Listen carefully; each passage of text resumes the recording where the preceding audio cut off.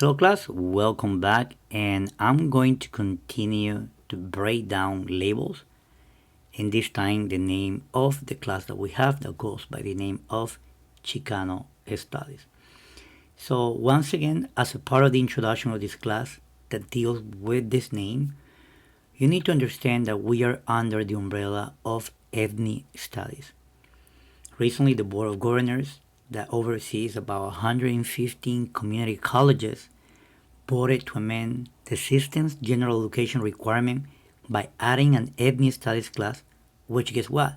Chicano studies happens to be a part of it.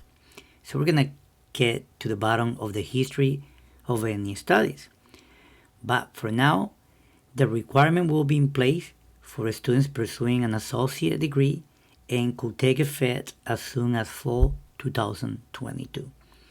Under the requirement, students will have to take a class in Native American Studies, Black Studies, Asian American Studies, or Chicano Studies, or Latin American Studies. Now, these classes are all connected to all these minority groups that goes by the acronym of BIPOC, which is Black, Indigenous, People of Color, and historically were subject of a systematic racism. If you have been paying attention to the news, ethnic studies have become controversial as it is connected with CRT, which is critical race theory.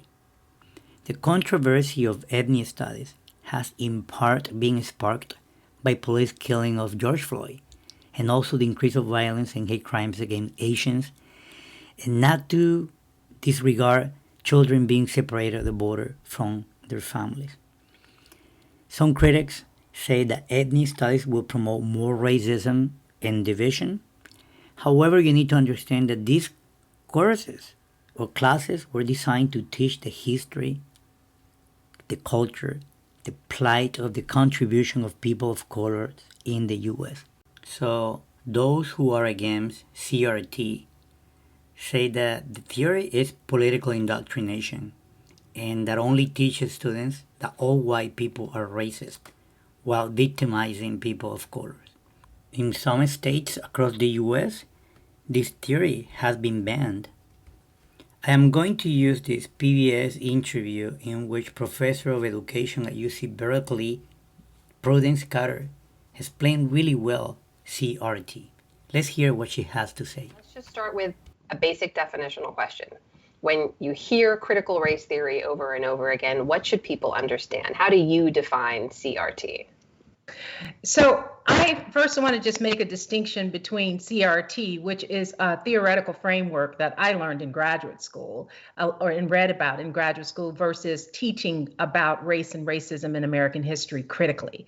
So critical race theory is a framework. It's a theoretical framework that was developed in the 1980s by legal scholars to help us understand how it is that structural and racial disparities endure in our society and how that is actually engendered in some of our laws and policies.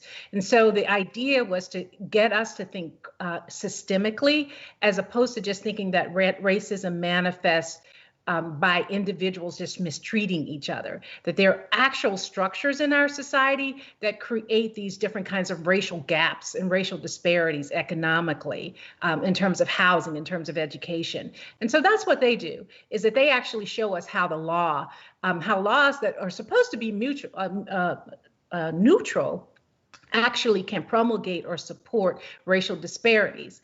That's a theoretical framework.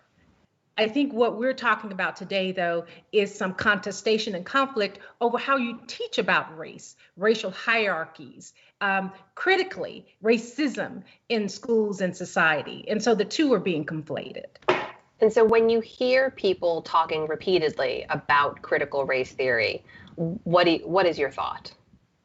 Well, I hear people talking about critical race theory. I see that as a straw man for many communities, politicians particularly, trying to shape the knowledge base and what we teach students.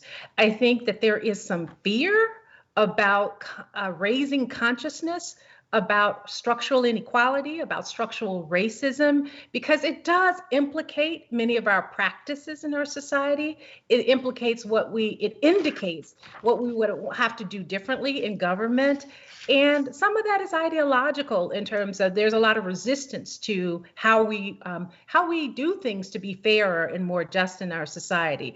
So there are a number of, I read a really good article just yesterday in the New Yorker about the origins of this conflict and who's behind it. And it's a concerted effort by many on the right to mitigate the extent to which we really augment and increase the understanding of racism in our society.